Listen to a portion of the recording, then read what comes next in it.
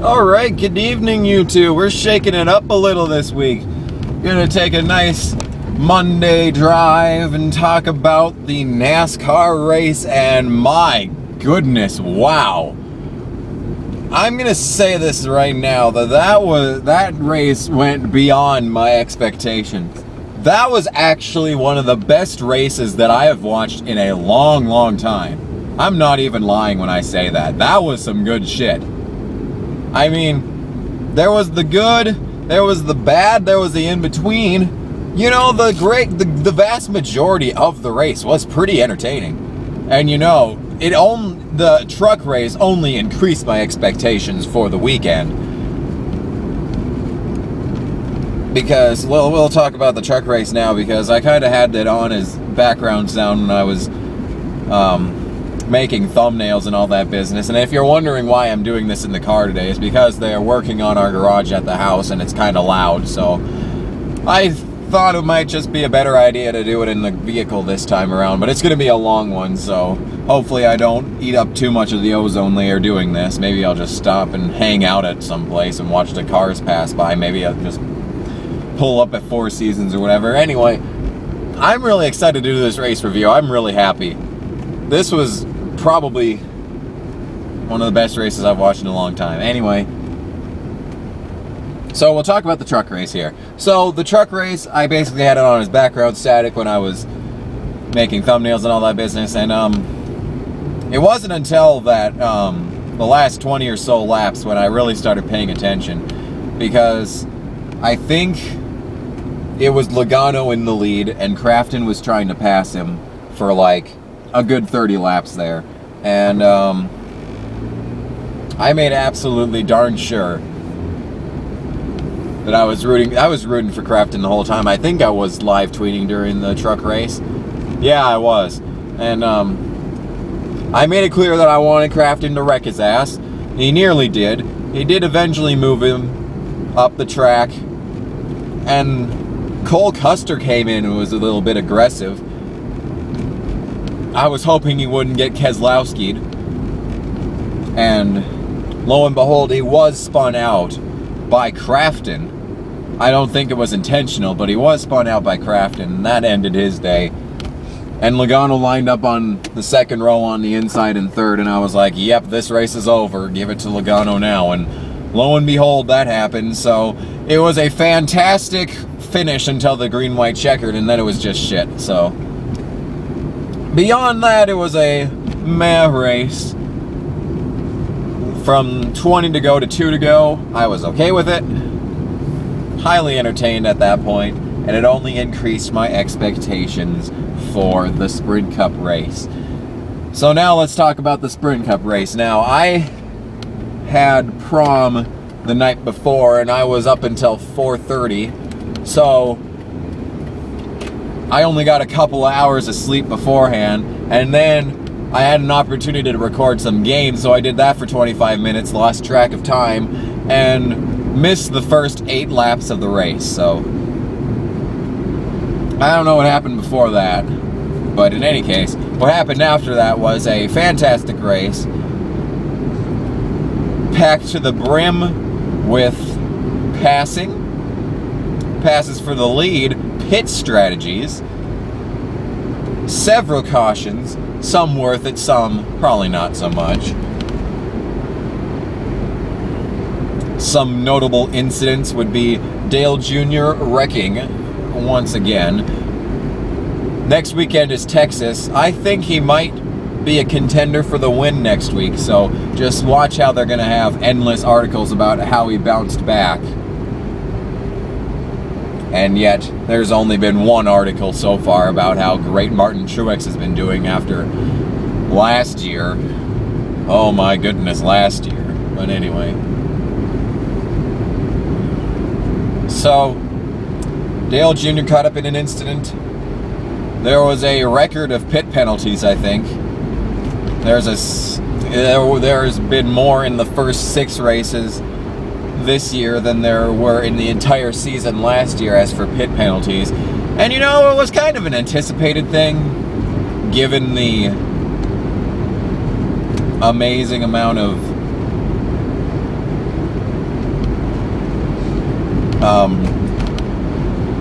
pit road policing technology that went into it this year. So it was really no surprise that it did happen, but it's kind of ridiculous at this point. I'm getting sick of all these pit penalties. There were so many of them, but anyway.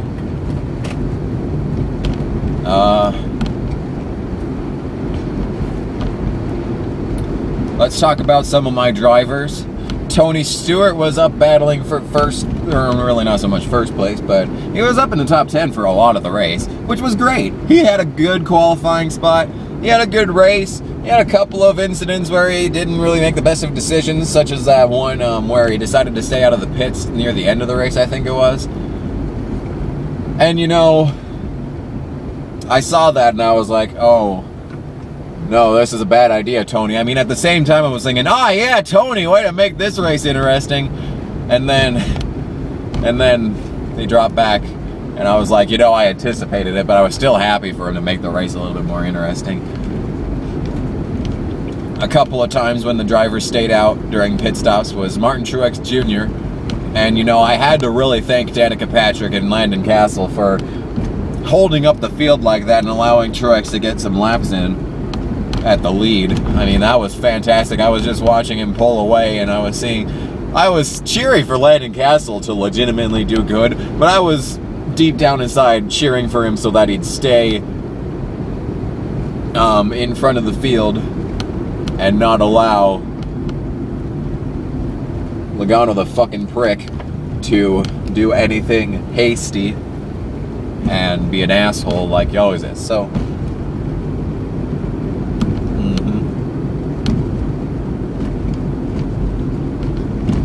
what else should we talk about? Because there is plenty to talk about regarding the race. Like, you could go lap by lap, and there was shit happening the entire race. Like, it was a 4-hour-long race, and I'm not even kidding when there was something to be entertained by literally every single lap. There was just shit everywhere. There was one restart where Truex was on the outside, and he was just powering into the corners and got like 4 spots by going on the outside, and then Logano was a prick, and he dropped back like a rock. Tried to collect himself in like 12th and then started going down, and then there was a caution where he ended up 17th. And you know, I was watching him go down, and like, it was kind of synonymous with the lap counter that he'd go down as the laps went up. And you know, it was around like 100 to go when this was happening, and I was thinking, like, the race has been on for like 3 hours at this point. And you're thinking, you know, he has time to make it up, but it's still a terrifying thought to watch your driver drop like that. Oh, is there enough room to make it on the right side? I guess we're going around this way. Whee!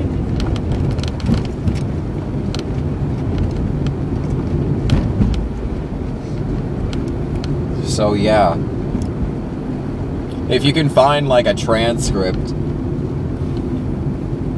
of the race where everyone was positioned lap by lap, you can tell, you know, how much stuff was going on at any given point during the race.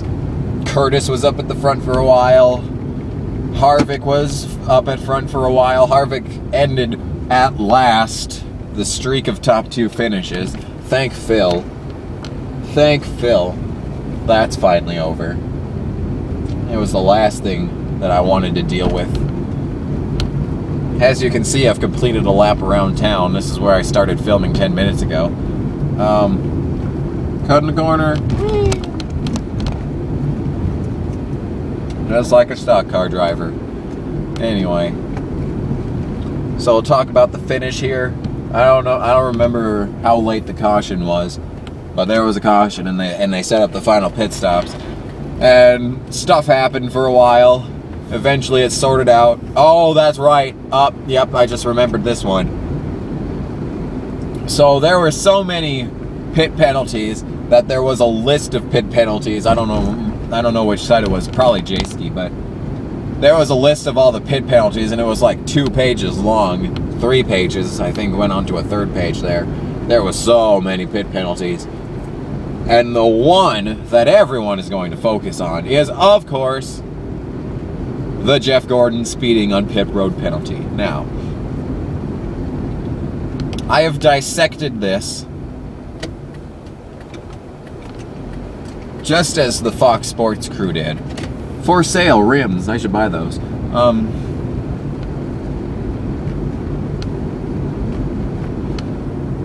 The Fox Sports crew went into great depth and detail and replays as to why Jeff Gordon sped on pit road.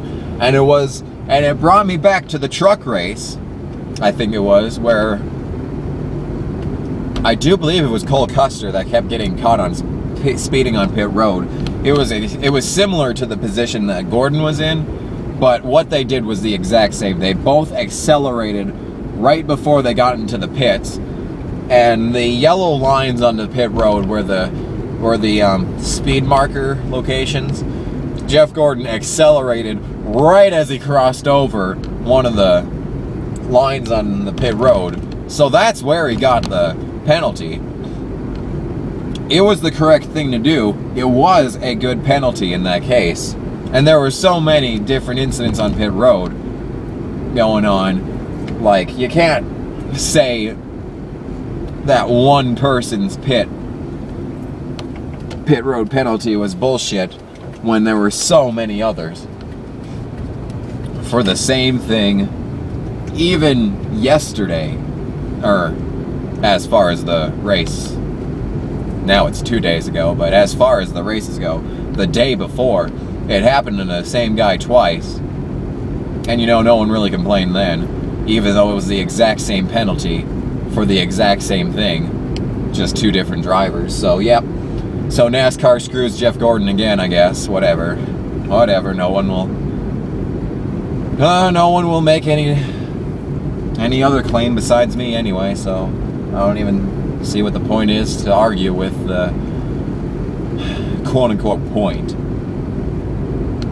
But Hamlin had a pit road penalty as well, and it was a good one. It was a legitimate penalty.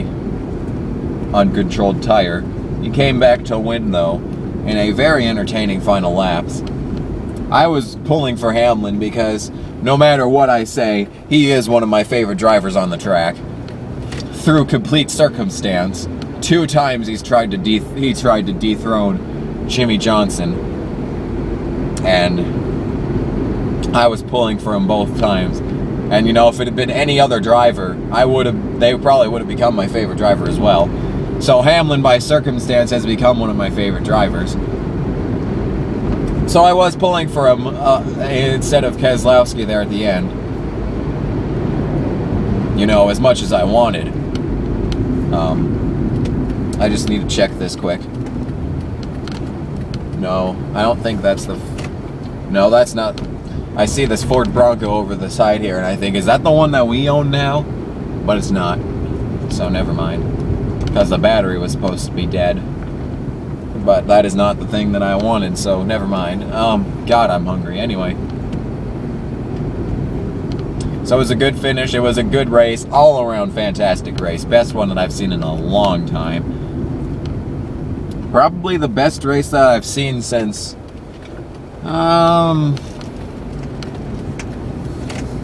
probably one of the restrictor plate races.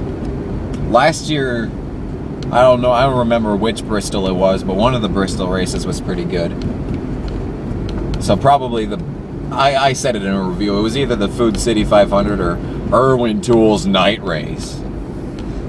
Sharpie 500.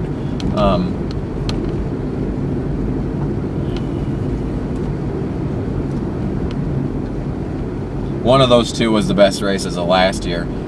And this race is definitely going to be a contender for best race of the year. I'm not going to lie, it was fantastic. I enjoyed it.